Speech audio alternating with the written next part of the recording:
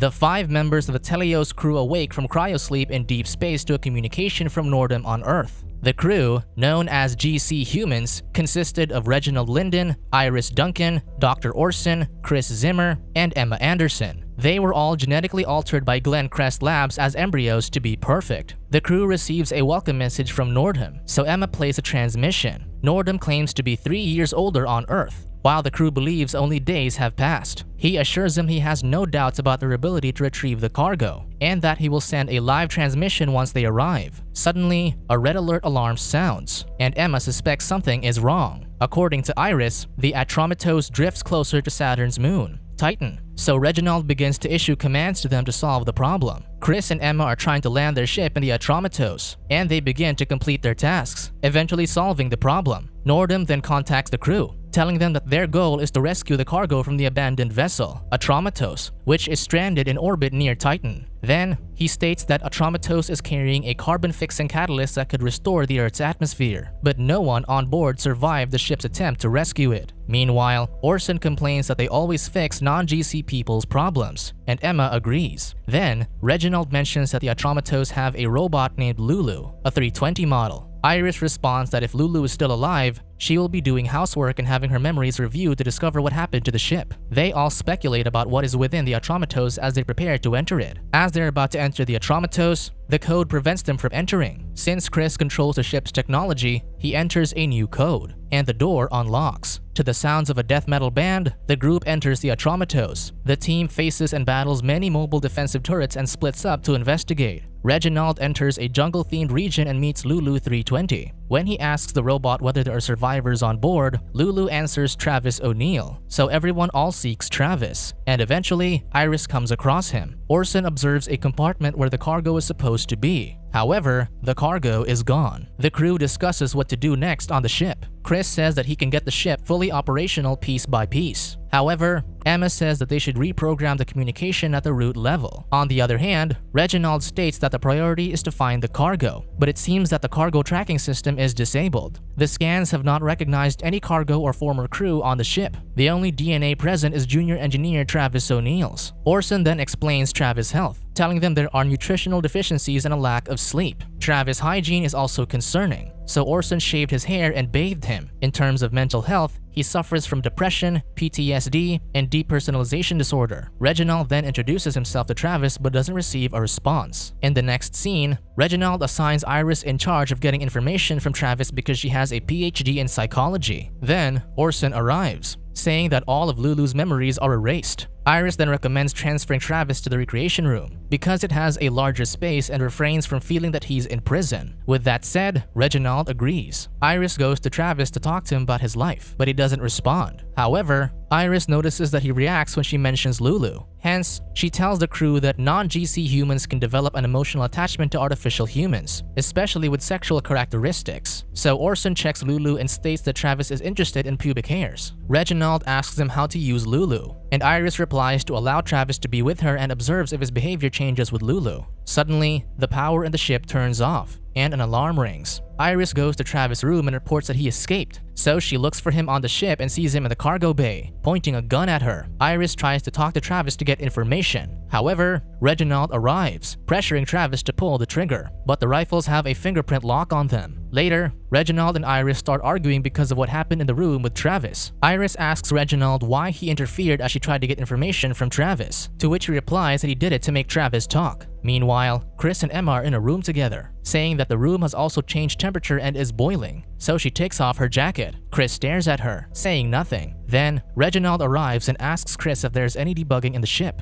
and he replies it's all taken care of by the end of the day. On the other hand, Emma shows a transmission video from Nordham reiterating the objective. Iris tries to talk to Travis again, but still no response. She tells him that in his paintings, Iris sees serenity on one side while chaos on the other side. She then lets Lulu in the room with Travis and observes them through a surveillance camera, seeing Travis talk to Lulu in Mandarin, leaving Iris clueless. Iris sees Orson acting weird, so she asks him what's going on, and he replies he forgot why he goes there. Then, Iris asks him if he speaks Mandarin. Luckily, he does, so she gives him the recorded voice of Travis speaking in Mandarin to translate it. As Iris continues to observe Travis and Lulu, her hands suddenly shake. Then, When Lulu arrives, Iris asks what Travis said to her, and Lulu replies that they will always be close to each other. She attempts to talk to Travis again and states that Lulu is just hardware for them, so he should keep it in mind as he talks to her. As Iris still observes Travis, he starts to speak Russian, leaving Iris clueless again. Suddenly, the ship trembles, making Iris and Travis fall. Chris then notices that the cargo bay door is open, so he and Reginald will go there to close it. As the cargo door opens, Chris goes inside and starts to float, desperately reaching the buttons to close the door. Eventually, Chris reaches it, and the door closes, leaving Emma emotional since she fears losing Chris. Then, Iris immediately goes to the cargo and checks on Reginald and Chris. Orson checks Chris and states that he only needs rest and there's nothing to worry about. Reginald asks how much rest, but Orson doesn't reply to the first question as he blanks out. Reginald asks him again, and Orson replies he doesn't know. Then, Reginald and Emma talk about what happened in the cargo room. So Emma apologizes because of the thing she did with Chris. Reginald replies that Chris assured him the debugs would be fixed at the end of the day, but his attention changes from other indulges. So Emma asks him if he thinks it's her fault, and Reginald replies he doesn't care whose fault it is. He just wants the bugs fixed. So Emma walks out angrily. Iris talks to Orson about what Lulu said to her when the robot was talking to Travis and asks if it's possible that Lulu lied about what she said. Orson replies that artificial humans can be reprogrammed to lie. However, when he examined Lulu, he saw no proof of reprogramming. As Iris analyzes Travis' Russian words, Emma arrives in the room. Iris tells Emma that Travis knows how to speak both Mandarin and Russian. However, Emma replies that it isn't just Russian, but Tolstoy. Emma understands Russian since her mother is from Eastern Ukraine. She then contemplates her life as a GA human and lets Iris read a passage about being higher than regular humans. Then, Iris goes to Travis' room and tasers his neck, telling him it is the first time she sees an invalid person who recites Tolstoy in Russian. Hence, she suspects all the psychologically traumatizing things about Travis are just a joke. Travis and Iris then start talking in a different language. However, Iris states it's just more literature, so she tasers him again. But it doesn't affect Travis. Due to anger, her hands start to shake, making her leave the room. Meanwhile, Emma fixes the communication system and plays a transmission from Nordham. It states again that the crew's top priority is to retrieve the cargo. Emma becomes emotional all of a sudden and doesn't know the reason why. Reginald then tells Emma to stop crying and act as she is. As Chris arrives in the room, Emma immediately rushes and hugs him. However, Reginald starts to argue that the cargo door affair nearly killed them. Chris explains his side and doesn't know why the cargo opened. But Reginald is still angry and states that it is his job to know. Meanwhile, Reginald tells Emma to go to Orson to be checked psychologically. Then, Iris continues to analyze Travis' words in Russian, discovering what literature is in them, and suspects something connected to his paintings. While Reginald and Iris discuss how she learns that the Atromatose was never in danger but was purposefully placed in Titan's orbit before they arrived, Orson starts to examine Emma and declares that she is healthy. Additionally, the team did not suddenly go insane. Iris concludes that the cargo was not what they had been informed since there was some disagreement over it. Iris gathers the hints of Travis' behavior, paintings, and foreign literature to discover whatever the compound is and concludes it doesn't like water. Iris then goes to Travis and talks to him, asking him what the compound did. However, he suddenly talks about how the name of the ship,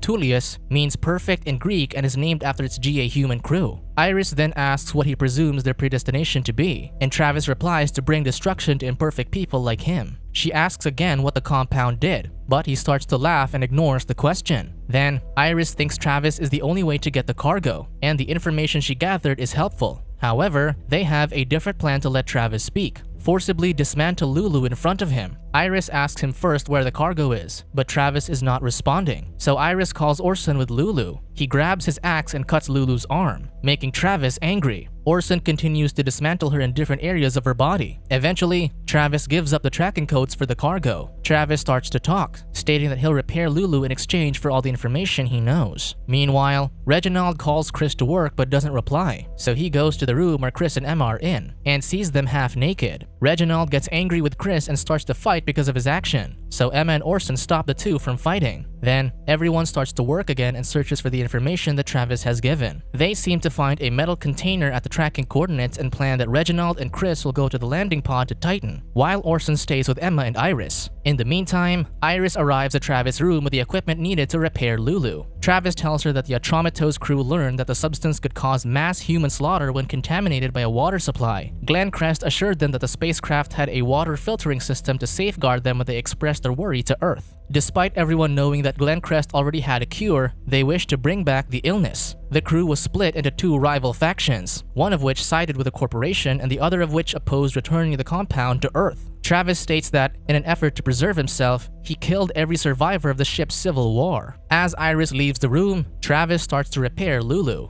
But in the tool, there is a memory card hidden on it. Emma receives a message from Nordham while at work, informing her that it's likely the last time they will hear from him. According to Nordham, each GC individual has a unique tracking code in their DNA. But since the implant has mutated, GC individuals are experiencing neurological issues, and regular human blood can keep GC stable while the planet is burning. Then eventually, everyone will go insane. Therefore, Orson proposes harvesting Travis' blood to save the crew in hopes they can find a permanent cure when they return to Earth. However, Iris refuses to get blood from Travis and tells them to wait for Reginald and Chris to arrive before deciding. When Reginald and Chris return to the ship, they suddenly start fighting because of the tracking code in their DNA. Then, everyone talks about extracting blood from Travis, and most of the crew agrees. So Orson goes to collect Travis' blood. The other crew starts arguing since Emma thinks Orson will kill them based on a quote she found while she was being tested. Iris discovers that Lulu is the one who actually said the quote. She deduces right away that Travis lied and that Lulu was the one who truly murdered everyone on the Atromitos. As Orson examines Travis' blood, Lulu stands and goes to Orson, suddenly choking him until he dies. Meanwhile, the other crew rushes to where Orson is to find Lulu. However, as they arrive, Orson is already dead. Then, the ship goes into red alert as the crew hunt for Lulu and Travis. Suddenly, Emma confesses her feelings for Chris, stating that she loves him. After that, Chris replies that the feeling is mutual. However, after a few seconds, an axe kills Emma from the back. Chris is furious because Emma dies, so he finds Lulu to get revenge. Iris tries to stop him because he'd be killed if he went alone, but Chris continues to go. Chris goes to the other room to find Lulu, and suddenly, she attacks him using a long pole. This causes his gun to slide away from him. He gets a container for defense, but Lulu easily breaks it and also hits his hand. She starts to choke him, but he uses his equipment to escape and fight back. When Lulu fell, Chris took advantage by hitting her with a pole. However, she grabs the pole and suddenly cuts his throat, killing Chris. On the other hand, Travis uses his pulse gun to shock Iris, but Reginald uses it to stun Travis and kidnaps him. Luckily, Iris recovers in time to eliminate Lulu before she can attack Reginald. Travis asserts that while Reginald is imprisoning him, he never alters Lulu. As Iris approaches Travis, she shoots Reginald in the neck, killing him. Travis asks why she didn't kill him, and Iris responds that he believes him and that he wasn't the one who transformed Lulu or taught her to lie. Iris claims she was among the 3% of GC individuals who failed and was less emotionally impacted than the others since she could somewhat regulate her mutation. Travis admits that he has no idea why Lulu changed. Iris orders Travis to return to Earth, even though it is dying, and tells everyone what happened. Iris sets out for Titan at full speed after Travis escapes, intending to kill herself and destroy the cargo. Subscribe to watch more videos like this. Turn on notifications. And leave a like, it really helps the channel out. Thank you for watching.